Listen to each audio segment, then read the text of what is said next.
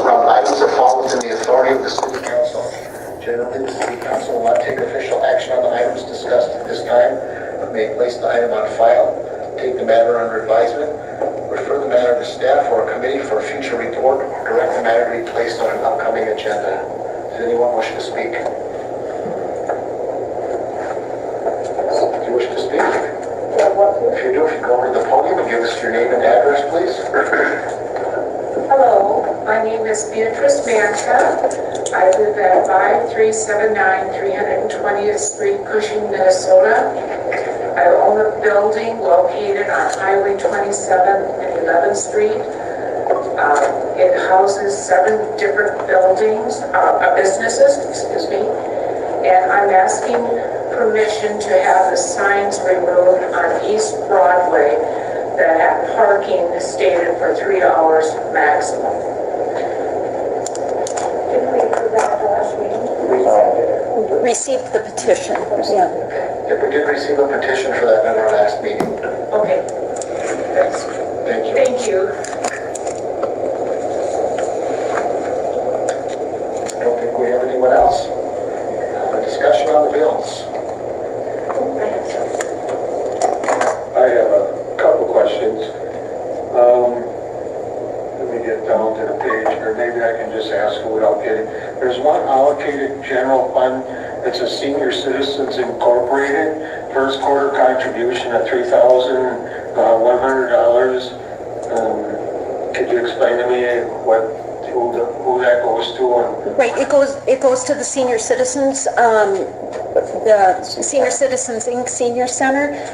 They operate that facility, and we make an annual contribution towards the operation of the facility. I think it's $12,400. We pay a fourth of that each quarter. And then there's a couple of costs in wastewater with Hensel Corp for $11,868, and then did an electric pump go out or something that cost $14,277.18. Correct. Yep. The first one is polymer. It's a thickening agent for the sludge. So that's the first one, and then the other one is a flight pump that we had to have repaired. And they had to come pull the pump, take it and repair it and bring it back. Is that sludge pump one, is that a recurring cost, or is that just something once in a while? We buy that depending on processing and that kind of stuff, probably 2-3 times a year.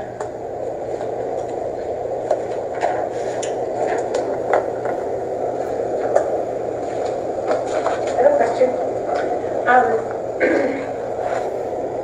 There are several charges for a second quarter HSA account. I'm assuming that's a health savings account? Right, that's just... Explain how that works in the city of Little Falls? Well, that's the city's contribution to the HSA, so that was part of when the city council voted and moved us to the HSA plan, the higher deductible plan. Mm-hmm. Then part of the agreement was that the city would fund half of the annual contribution, or half of the deductible. It'd be an amount equivalent to half the deductible, and the contributions would be made quarterly for the future three months. Mm-hmm. So, do employees have the option of adding to that? Yes, we do.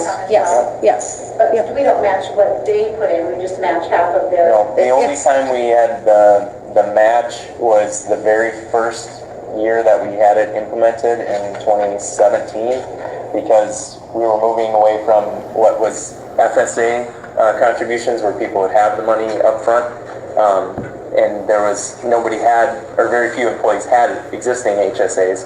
So the concern was, well, maybe we have large medical expenses in the early parts of the year. We'd like to have the HSA dollars available to us. So we made an agreement that if you pledge to contribute an amount equivalent to we would match whatever amount you pledge to contribute. So if you pledge to contribute the other half of the deductible amount, we would front the money in the very first payment. And that was all part of the negotiation? That was all part of the negotiations with the unions and the contract. So the new contract now, we removed that stipulation because it didn't apply anymore. Now we just only do the future 3 quarters. So. Thank you. No other question I think I asked before with the airport. $66 a month for a pay phone. Do we have to have that? We have to have a phone available, and I know we talked about potentially having a cell phone out there, and I honestly haven't had a chance to research that option and talk. I know I have some correspondence with them, but we do have to provide a public phone at the airport. That's a requirement. So can we just have a phone with a phone sitting there? That's not a payphone? We still have long distance on it. They can use a calling card. I guess I don't know. I know we talked about just putting a cell phone or another option out there. Like I said, I just haven't had time to research that and see what's allowable, what isn't. So it's on my to-do list, though. Any other questions?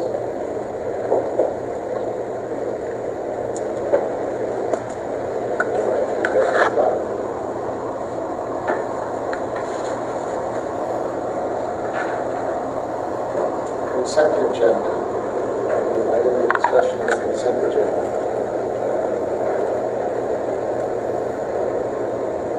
Well, there's one I have from the bills that I just thought of, and it has to do with our inspections. It has to be a large amount of projects. Yes, we've had some large permits come through this last month, so. Brad, would you mind, is your mic on? I'm sorry, what? There it is. Thank you. These new ones do shut off and turn on, where the other ones didn't, so. Council informational only items, wastewater facility staffing. John. Thank you. We had conducted interviews a couple weeks ago for our wastewater operator position. We had, at the time, requested only one to fill one of those spots.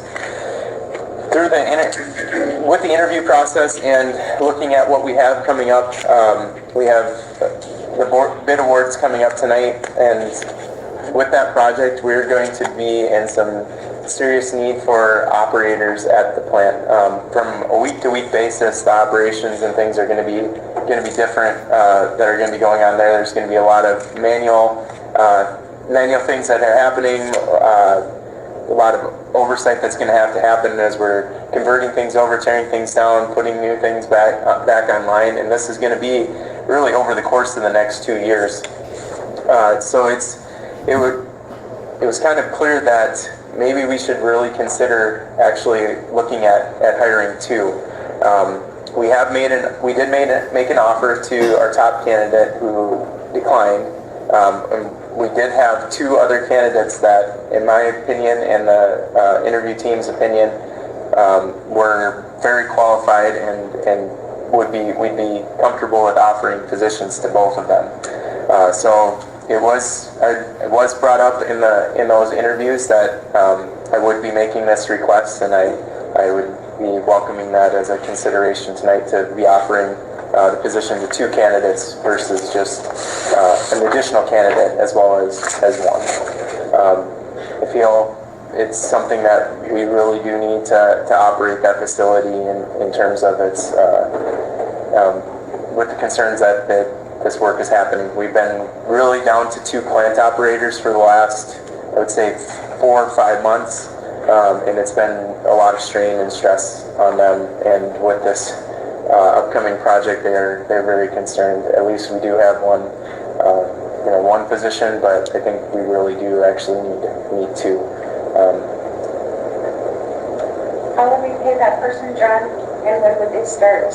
They have an extra job. I think that would start as soon as they'd be available.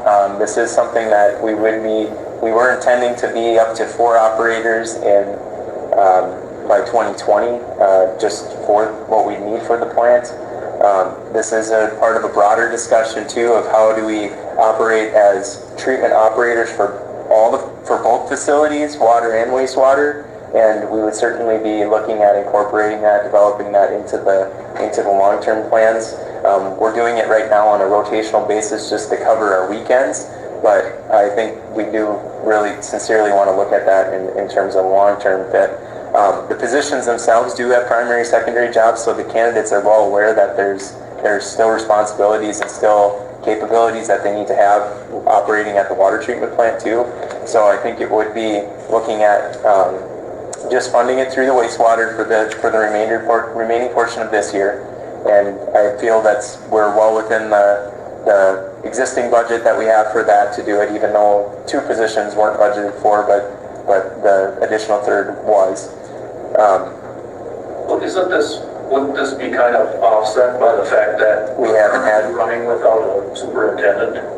Yes, we have the positions of our assistants are getting they're getting basically a salary promotion or it's what's been negotiated to get a salary promotion for doing the work of the managers or supervisors in that plant, and that's how we intend to operate long term, not going back to one person managing both. But yes, it would be definitely offsetting partially by having that superintendent no longer being there, because the difference in their existing as assistants to what they're making up in the advance is less than what twice the salary of what, or half the salary of what the other superintendent that managed both facilities was. So there's some cost savings in that. There's certainly cost savings in having only 2 of them been operating for now 3 months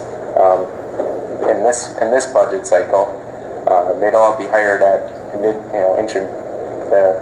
introductory staff too. So I really do think we can manage this in existing rate structure. I don't think it's gonna negatively impact us in that we have a concern of looking at raising the rates mid-year. Going to give us time to look at developing a plan of how we're going to finance and operate effectively 5 operators and 2 supervisors, 1 for each facility. So in essence, we'd be starting at 6-7 months early. Yes.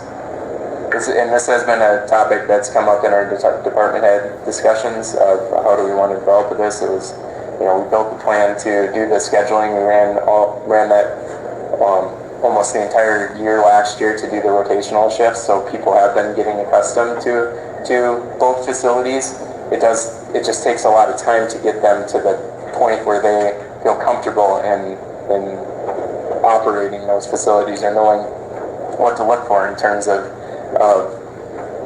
emergency or highly concerning areas. So right away we're not going to be able to be at that comfort level. We're still going to need people that really understand the wastewater operations in the meantime, and to kind of navigate us through the plant work that's going on there. But I think over time we really will be able to develop a full team of operators versus just 2 operators and supervisor at the water plant and 3 operators and a supervisor at the waste plant. Any other questions for John? Wastewater improvement project bid. John? Thank you. I'd like to invite Colin Murchison from SEH to kind of give his input and opinion of the bids that we received. Thanks, John. Thanks, Council. This one on? Yeah. Okay. So we bid the wastewater treatment facility improvements project on Tuesday of this last week. We received 2 bids. One was Rice Lake Construction Group. The other one was Magni Construction. Rice Lake was the apparent low bidder at a lump sum bid price of $18,782,300. Magni's bid price was just over $19,012,000. So both bids were relatively close together, which we were happy about. Means they did their due diligence in reviewing the plans and visiting the site and those kinds of things, looking for surprises. There are 2 alternates on this bid as well. The first alternate was for installation of storm sewer on the site within the fenced area on the site. We recommended installation of that storm sewer, and it was part of the original plans. The city decided to bid it as an alternate just to see what the cost was, to see if we could get away without it. My stance is that I would recommend installing that storm sewer. I think there may be problems with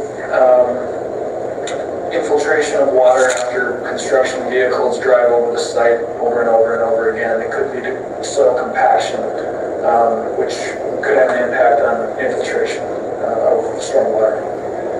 So I would recommend award that. That was $73,942. Magnie's price on that was slightly less at $63,140.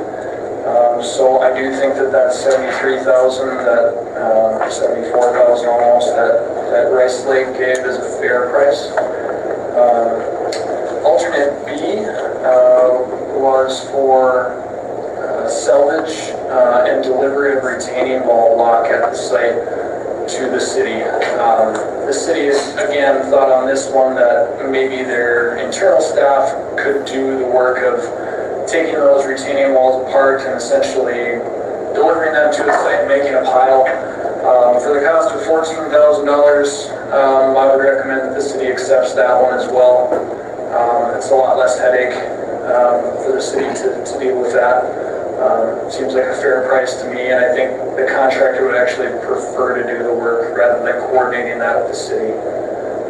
So it's our recommendation that the city awards the contract to Rice Lake Construction with both alternates A and alternate B for the total amount of $18,870,942. I would also like to point out that I did have conversations with several people at Rice Lake this week, including the president and CEO. He's concerned about this project and knows it's a big one and a difficult one. So he's putting some of his top-level staff on it as far as my opinion goes. He's also asking when can we start. So I know they want to get moving on this as quickly as possible, which I think is also a good thing. Questions? Colin James, Great River, was it? Haven't they done some very large projects? Are you talking Rice Lake Construction Group? Yeah, so actually, we are working on two other big wastewater treatment plant projects in Detroit Lakes and in Glencoe. Both are higher dollar amounts than this. Rice Lake is doing both of those. I'm guessing on numbers here, but I'm going to say Detroit Lakes is in the $31 million range, and Glencoe is in the $20 million range. It's my understanding that Rice Lake does around $150 million a year. So they are a big contractor. They have lots of staff, and certainly have the capabilities to do a job like this. They also asked us, I'm going to estimate 80 to 100 questions during the bidding process, so you can tell that they were very interested in it and certainly doing their due diligence. Are you working with them on, you aren't the other projects, but have you worked with them on other projects before? I have. I worked on a project in Montevideo. In fact, I think some of you came to that site with me some time ago. So they did that project, very successful project. In fact, I think we finished that project with under 2% change orders. So I would consider that a very successful project. Industry standard is about 5%. So yeah, went really well. That was about a $10.4 million project at the time. That was 2007. I know we talked with them down there and they were very happy with it. Yep.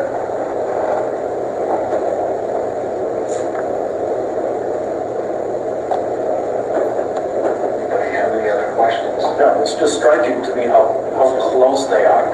Is it because the plans are so specific? It always looks like, or the, you know, I don't want to use the term collusion, but it's like, are these two companies talking? Or, I mean, I'm just astounded by how close they are.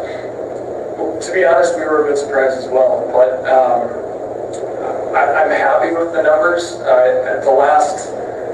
The things we've been hearing over the last few months is that prices are just going up and up and up and up. So honestly, I expected to see over 20 million on these bids. So I was pleasantly surprised by 18.8. don't remember, what's the part that we rent? Sorry, I can talk about that too. Yeah. Go ahead. So our point source implementation grant paperwork that we sent into PFA estimated a construction subtotal of 19.2 million. So we're pretty close to that. So, and that's just for phase one costs. If you remember, we split this project into two phases. The second phase being the procurement and installation of the sludge dewatering equipment.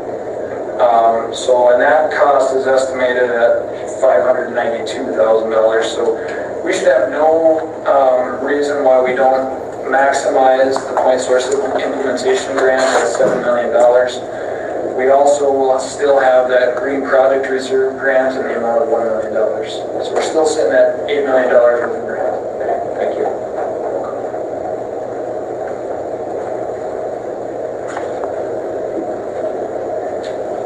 Anything else we need to know? I don't think so. I'd say with with this bid, the already incurred costs and the future costs, potential for, with construction management and potential for change orders, the total project cost is within a budget that after these grants, I think that we can actually accommodate within the rate structure and only having some modest changes, I'd say. They might be, in the 10% range for residential customers, but we're gonna need to look at modifying the higher demand users on the sewer charge in terms of their base fees that we have. But really, this does fit within the plans where we were expecting them, even with the potential for the increase that we had. If we really did see $20 million bids, there's going to be some serious looks at what our rate structure was going to be like, even with the grant dollars that we had. Without any of the grants, obviously, I would really struggle with this project moving forward. But with these bids, if the grant dollars being secured now, and the potential for maybe even some future grant dollars, I think we can absolutely accommodate this within our rate structure, and I have no concerns about moving forward with this project. Well, and 10% is modest compared to what the potential we were looking at. We were looking at anywhere from 200 to 300% for rate increases when we were talking no grant dollars and well over $20 million in just construction costs. So. Thank you, Colin. Yeah, thank you. Thanks, Colin. Work session live stream. Councilmember Storlie. Yes, I brought it up at our last meeting with the concern that, with all this new equipment that we purchased, to be able to stream our work sessions for a few different reasons. I've been approached by some of our residents to have this. A couple other council members have approached me too, stating that that one time that those work sessions weren't televised. So, of course, transparency, so the residents can see not only what is done during our council business, but also hear concerns of others when we're in our work session. We got residents coming up with concerns and stuff, and people should be able to hear them. It's important for the residents that are unable to come to the work session for reasons such as disabilities, transportation, time, family, or job constraints, so they would be able to see what some of the other things are. And what I had said before, we just put money into improving the cost to upgrade. Let's use this upgrade to its utmost capability. And it's our jobs as elected officials to allow the residents to be involved with the process of governing to the highest extent possible. When they can see what people coming out here and talking and the concerns they have, maybe the next time they're going to come in here with something that they may have without that participation from the electorate, it's really hard for us to do our jobs. And we're not in the position to silence anyone, even if we don't agree with people. They have the right to be heard, as well as those also have the right not to listen. So if people don't agree with what's being said, they can either turn the volume down or turn the channel or whatever. But we should let our residents see what we're doing in both our regular session and our work session. Mr. President, could I comment? We've talked to cities that don't allow public comment because it's not required. We do it as a courtesy to our residents if they want to come in and comment on something. As you've seen in the past, it doesn't necessarily have to be the truth because we don't respond. And they do have the option of calling into KLTF or the radio station, and there are those concerns. And we also talk to cities that don't live stream it or even tape it. Because, when I first got on the school board, we were told that the meetings are in the public, not for the public. And what that means is that the meeting parts of it, they don't comment, they're welcome to listen to everything. So I think we go up and above, and a lot of communities do. And if they have something they want for public comment, they can email us, they can send us a letter that is spoken. And to air out to the entire community, some of the stuff that we've had to listen to here would be ridiculous because some of those people, if they hear it or see it, it becomes truth. And we have no control over that. So I would be very much against it, not because I'm against free speech, because they have their free speech, and not because I'm trying to keep it from veterans or from handicapped. They get to see the only decisions that they really need to know is the decisions we make at a regular meeting when we're sitting up here. I was on the council, Mr. President. I was on the council when it was allowed. We had to make decisions to take it away. Went through that, and one of the reasons was a lot of the focus wasn't on city council issues. They were way off the mark, and there was a lot of grandstanding, there was a lot of politicking. Some council people were using it as a place to try to run for re-election and stuff. And it became kind of a circus. So at the time, in order to run a better meeting, in order to get some things done, we made a decision to forego that and no longer take them or, involve the public for that reason. I would agree that we have enough people that grandstand is a term I thought of, that would just want some free airtime. Don't need to do that. Well, but in our public forum decorum we have here right now, that they're limited to the remarks of 3 minutes, and they're supposed to frame their comments around things that fall within the authority of the city. So as the chair or the president of this council, if they're not falling within that parameter, you have the right to call them out of order and have that be in lead diamond. Specifically, they're requested to frame their comments around items. We really don't have control over what they say. I can't think of one time where we told somebody that you can't bring that up even though it is totally out of the scope of anything we do. So then why aren't we just putting it out there so all the residents have a right to see it? They do, they just need to come here. Is this something that we're going to vote on in the regular meeting? Is this on the agenda for the regular meeting? I don't believe it is. We just wanted Is it something that needs to be? I mean, is it something that needs to be decided by vote of the council? To set the precedent? But it's not action item for tonight. just for discussion for tonight.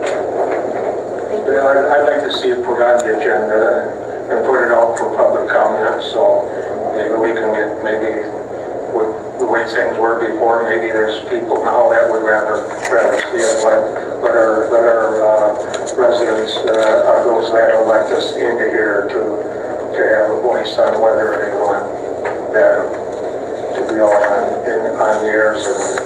We have to ask them if they voted, because we've had people from outside the city, and our decorum does not dispel, or does not allow that. So, are we gonna listen to them like we did with that last group? I'm not saying we listened to them, but we heard them. We don't control that either. Well, that might be something for consideration, Mr. Mayor. I lived in a community on the state where I wasn't on the council, but I watched their meetings and I was in their city hall. And when it was for public comment, if you weren't a resident of that city, you did not get a turn at the podium. I think we should adopt that policy. We have discussed taking a look at our policy, I got a copy of what the school district does, and I think it's much more structured of who can talk and how long, and if it's all on the same subject, you can't have 12 people saying the same thing. So if there's more than one change we can make to our public comments. And maybe I think we're getting off the point though here. I think the point that we're on, as far as the point of order goes, is should we or should we not consider putting our open meeting out to be seen by the residents of Little Falls. All this other stuff we can look at, but you know, I think the 5 minutes that I've had is already taken up, and I would like to at least have the agenda, setting the agenda, take a look at it, and may possibly put it on the agenda for consideration.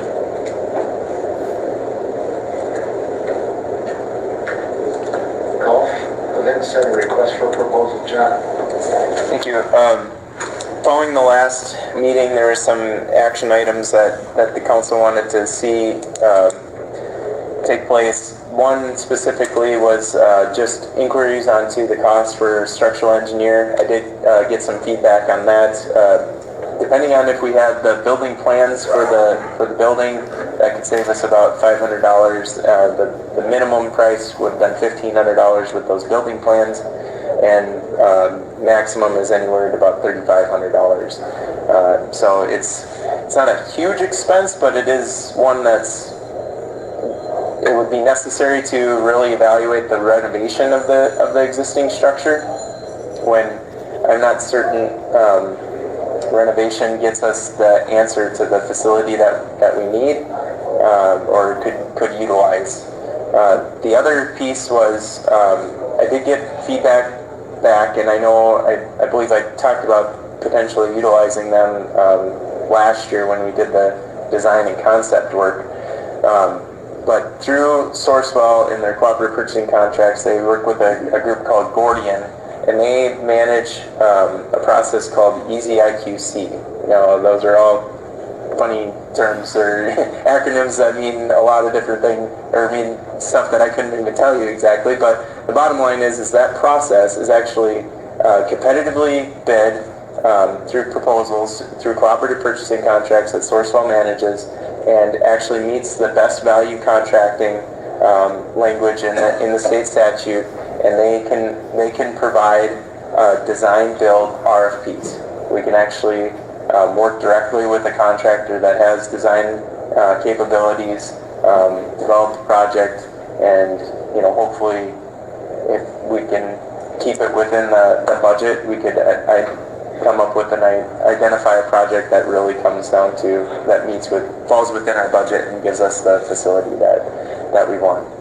Now there is the concern with doing that is there may be some when we do dive into the designing work, there are costs that are being incurred at that time, and it isn't, there would be the expectation that that work's going to get compensated for, even if the project ultimately didn't go through or the end budget came to be too high. But looking at that might be worth exploring a little further, and being able to generate that idea and vet that out a little bit more in terms of whether or not that can get us to an end product and developing a facility that falls within the budget.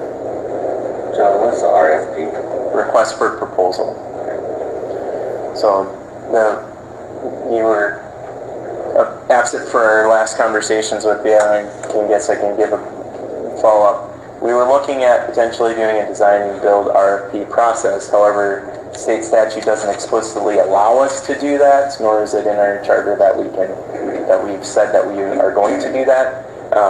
So legally, we have to follow then another state statute, and that's in that design best value contracting proposals. So the state does create this opportunity for cities to participate in that, and that's where if we worked with Gordian, they have all that training, they've accomplished all those things. If not, we have to have our entire team that would be involved with the clubhouse and event center project. They would have to go through the training components of that. I know Sourcewell does provide some of it, but very, very few cities, or almost no cities, with some research from our attorney group, have been found to have done a project like that under that guidance. So, but Sourcewell and through Gordian, they do that, and then they vet contractors to specifically be able to work within that design or that best value contracting guidelines too. And they still, as the general, they still can work with local subcontractors. There's still opportunities to utilize local vendors and facilities. It does not preclude that, hey, they're going to come in here and do everything and not a dime of it's going to go to a local contractor to be able to work together. They would have much more flexibility, and in order to do that, we would have to engage with them in a contract to accomplish it. But I think we do need to vet that a little further before we move forward.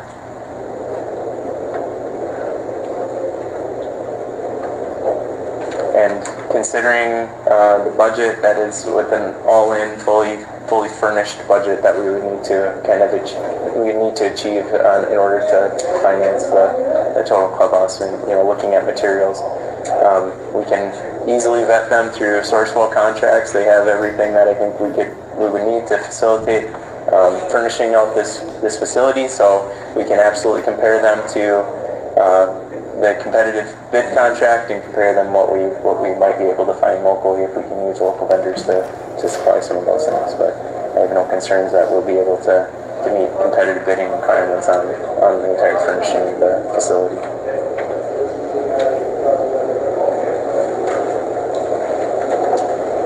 Mr. President, I mentioned at our last meeting when we talked about this, that before we even decide to build a clubhouse, it needs to be decided and discussed how it's going to operate.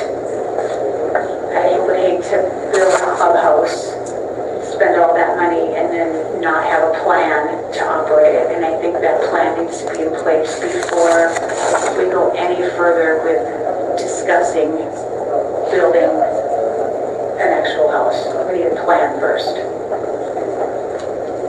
I think the question matters about engineering. Right. Well, yeah, I read about building clubhouses, feasibility, possibility to do anything with their existing building. One way or another, that building has to be dealt with because it's to the point where things are happening there. It's starting to cost a lot of money. So, is it a better way to go to restore that building or build something? I guess that's a future date to decide. Right now, I think before we move forward, my own personal thought is we should get an engineering study on the existing building and see where we're at. Mr. President, if I may, just another update. Since we talked about this last, the fire suppression system went off in the kitchen, which took, is the kitchen even back up and going? Yes, they had it.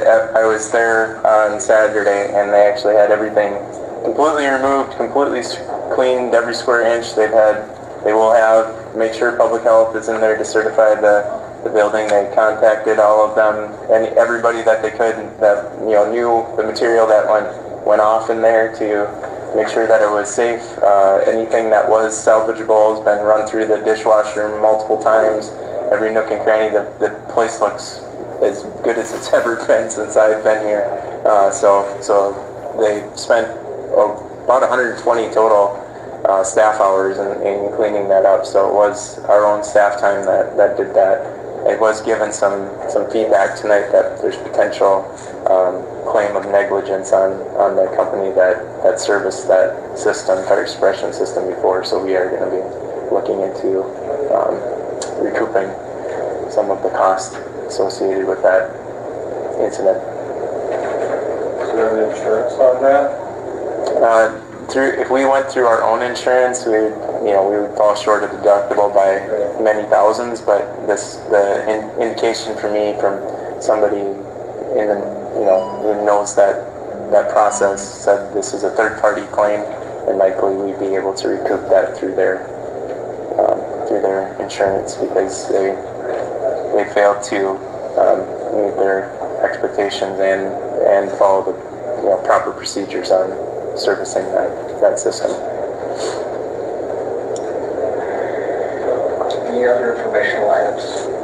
I just wanted to inform you too, the resolution for the bonding is in the packet folder. If you do need it, I'll email it to the council as well so that everybody has it.